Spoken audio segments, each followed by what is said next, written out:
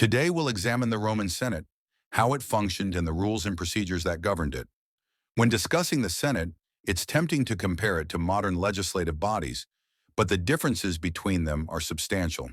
To begin with, membership in the Senate was held for life, even though individuals entered it at the very start of their political careers. Admission to the Senate was therefore not a final achievement, but an initial step. As a result, the Senate at any given time included men of vastly different ages, ranging from those in their early 30s to others well into old age. Appropriately, the word senile comes from the Latin senex, meaning old. The term senator is derived from the same root. Senators, the old men of Rome, were traditionally imagined as experienced elders, offering wise counsel to the younger men who held elected office that year. In reality, however, these older statesmen were often the ones who actually drafted and shaped the laws of the state. Although the Senate as an institution wielded considerable power, individual senators generally did not. Gaining lifetime membership did not automatically confer significant authority or influence on its own. Instead, the Senate operated within a rigid hierarchy that limited the ability of inexperienced or unproven members to shape political outcomes. Speaking privileges followed a strict order. The sitting consuls spoke first, followed by former consuls, beginning with those who had most recently held the office, then those from 2 years prior, 3 years prior, and so on. After them came the praetors, followed by former praetors arranged in the same descending order according to their year of service. As a result, meaningful debate could easily be dominated by ex-consuls and ex-praetors. There were simply not enough hours in the day for everyone to speak. The Romans were well aware of this reality and even coined a slang term for senators who rarely, if ever, had the opportunity to address the chamber. They called them Paedarii, or walkers. Voting in the Senate didn't happen by raising hands or calling out yea or nay the way we do today. Instead, when the final vote was called, senators would stand up and physically walk over to the individual whose position they supported. For the Paedarii, this was their only real way to exert influence. We actually have a modern equivalent for this kind of senator: backbenchers. Interestingly, the Romans could have used that exact same term.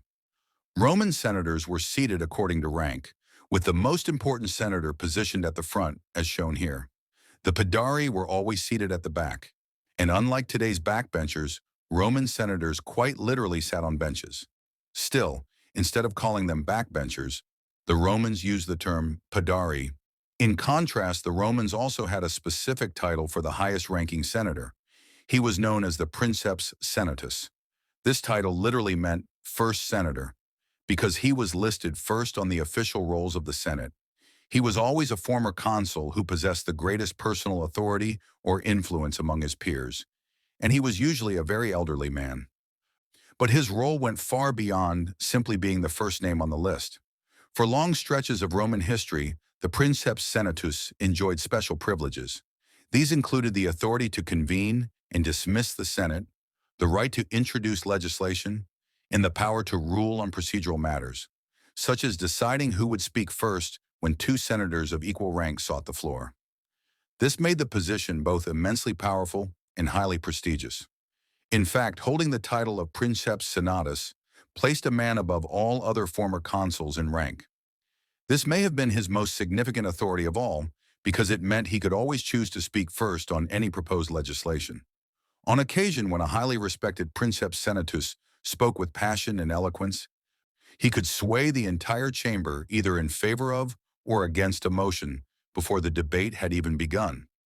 Now let's quickly walk through this entire process from start to finish. To start the process of passing a bill, the Senate first had to be formally summoned. Only a limited group of officials had the authority to do this: consuls, praetors, tribunes of the plebs, and the Princeps Senatus. No one else could call a Senate meeting. Let's say a consul summoned the Senate. Once assembled, he would read his proposal aloud to the senators, offer a few opening remarks in support of it, and then open the floor to debate. As always, the speaking order began with the Princeps Senatus. The discussion would then continue, with the Princeps Senatus stepping in as a referee whenever necessary. When the consul presiding over the session determined that debate had concluded, he would call for a vote and record the official tally. In this scenario, the proposal passes. Afterward, the consul would take the matter to the popular assembly.